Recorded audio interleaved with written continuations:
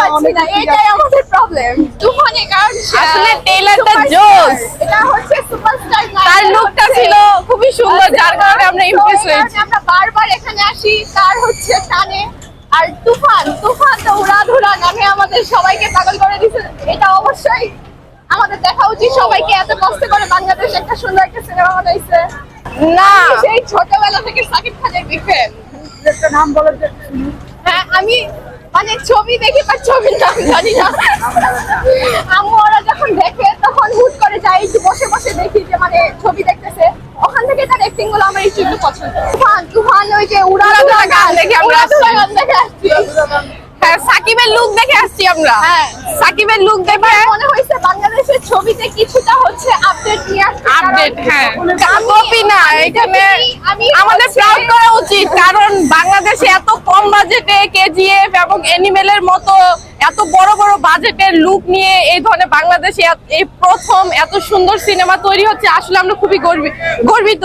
Copy cinema না, না এটা কপি বললে ভুল হবে। আমি এখন তো দেখিনি, সো আমি হচ্ছে কিছু বলতে পারতেছি না। যখন দেখবো তখন আমি আপনাকে তখন কিছু বলবো, না দেখে তো বলা উচিত না। আর সবকিছু থেকেই হচ্ছে প্রত্যেকটা জিনিসে কপি করা হয়, এটা হচ্ছে বাংলাদেশও করবে। কাউকে দেখে যদি কোনো কিছু মানে মানুষ ভালোটা দেখে কোনো কিছু শিখে, তাই না?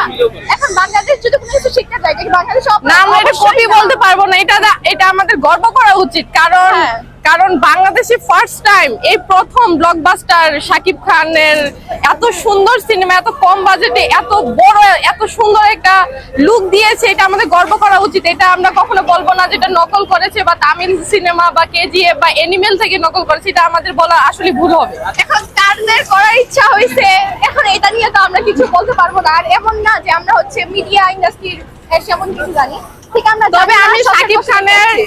প্রিয়তমা সিনেমায় ফার্স্ট টাইম হলে এসে দেখি, ফার্স্ট টাইম আমি সিনেমা হলে প্রিয়তমা দেখি, যার কারণে আমার খুবই ভালো লেগেছে। তারপর আমি রাজকুমার দেখতে আসি, আর এটার উড়াধুরা লুক দেখে আমি তো আর থাকতেই পারলাম না। আমি বেশ 3 থেকে 4 দিন আমি ঘোরাঘুরি করতেছি, বাট আমি কিছুতেই টিকিট পাচ্ছি না। এখনো আসলাম, এখনো টিকিট পারলাম না।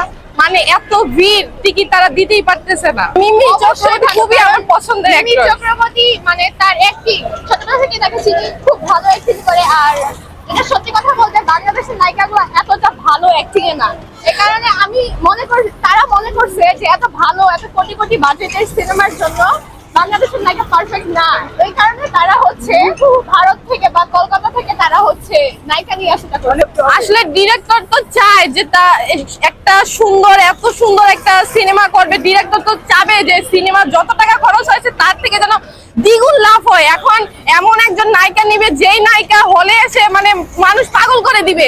এখন আমি একজন নায়িকা নিলাম, আমার সিনেমা যত টাকা ডিরেক্টর খরচ করেছে এই টাকাটাই যদি না উঠে তাহলে সিনেমা বানানোর কোনো না, এটা ভুল কথা। কিন্তু মানে সাকিব খান বাংলাদেশের নায়ক হিসাবে যতটা সে নিখুঁত ভাবে হচ্ছে অ্যাক্টিং করে, বাংলাদেশের নায়িকাগুলো সেরকম ভাবে পারে না, এতটাও এক্সপার্ট না। এই কারণে যে আমরা গতবার প্রিয়তমা যেটাতে দেখলাম, প্রিয়তমা কিন্তু বাংলাদেশের নায়িকা ছিল না, কেন 2বার করে হচ্ছে বাংলাদেশের নায়িকাকে নেওয়া হচ্ছে না?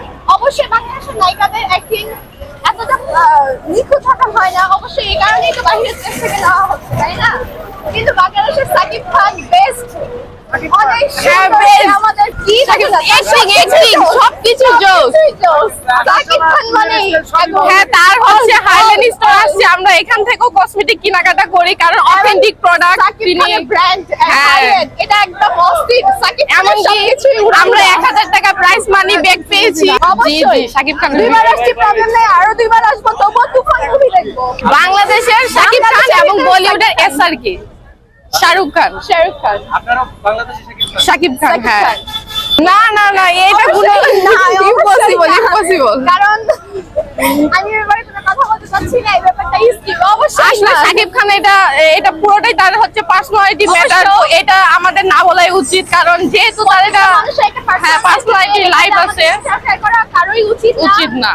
তার পার্সোনাল লাইফ নিয়ে সে কথা, এটাতে আমাদের কারো ইন্টারফেয়ার করা উচিত না। সো আমি এই ব্যাপারে কোনো কথা বলতে চাই না। তাকে আমরা ভালোবাসি, তার হচ্ছে অ্যাক্টিং, তার এই যে মিডিয়া জগতে যত সুন্দর সুন্দর কাজ আমাদেরকে উপহার দিয়েছে, যার কারণে আমাদের আসলে এই তুফান মুভি দেখার জন্য আসে।